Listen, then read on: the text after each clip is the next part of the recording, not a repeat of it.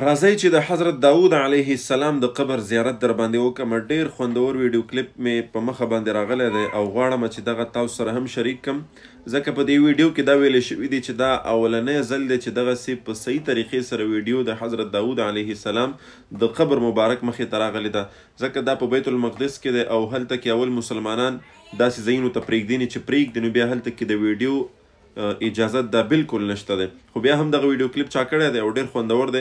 راځئ چې دا وګورو. بیا در سره زه یو څو خبرې د حضرت داود علیه السلام متعلق هم شیر کول غواړم.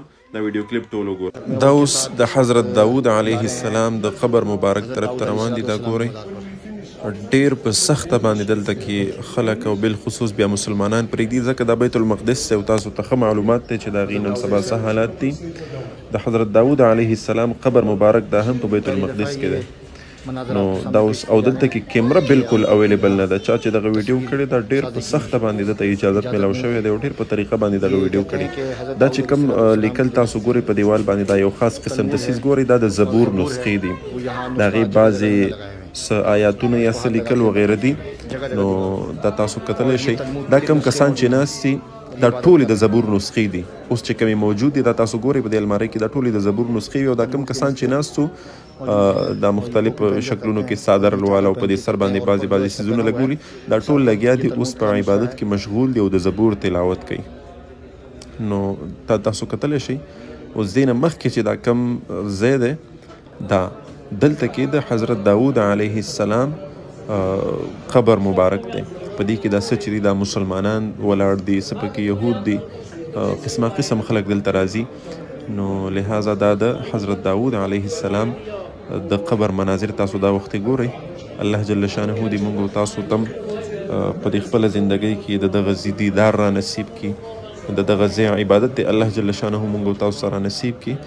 زما مراد بیت المقدس دی او الله دې دغه بیت المقدس د یهودو غاصبینو نه آزاد کړي او د دې کنټرول دی الله جل شانه یو ځل بیا مسلمانانو ته حواله کړي او الله جل شانه دې په دغه خلقو باندې کوم چې د فلسطین دپاره لګیا دي، محنتونه کوي، کوششونه کوي، قربانۍ ورکوي، په دې الله رحم وکړي.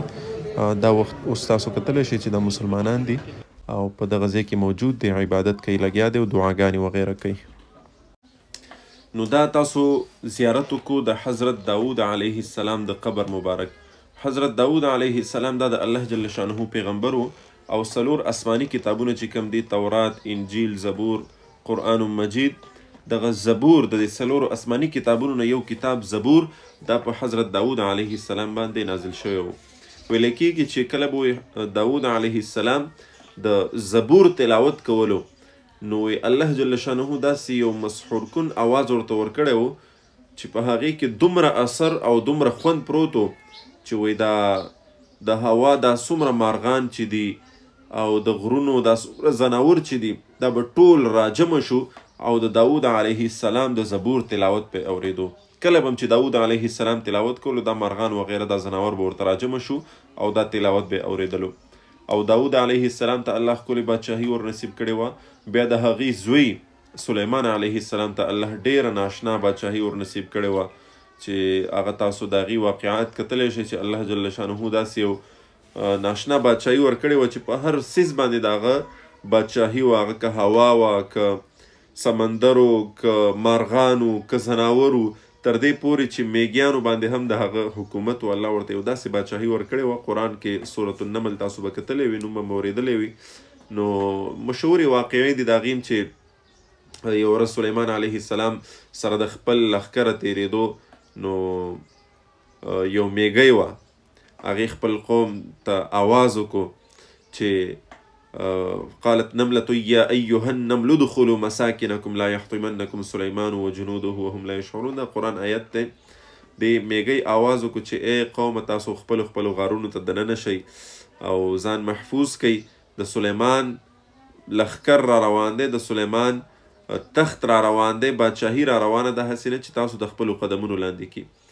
نو دغه آواز د دغې میږی چې دی دا د هوا په ذریعې سره الله جل شانه د سلیمان علیه السلام غوږونو ته ورسولو. بیا سلیمان علیه السلام هغې سره مکالمه وکړه او غرض دا چې یو ډېر لوی بادشاهت الله جل شانه سلیمان علیه السلام ته ورکړی و.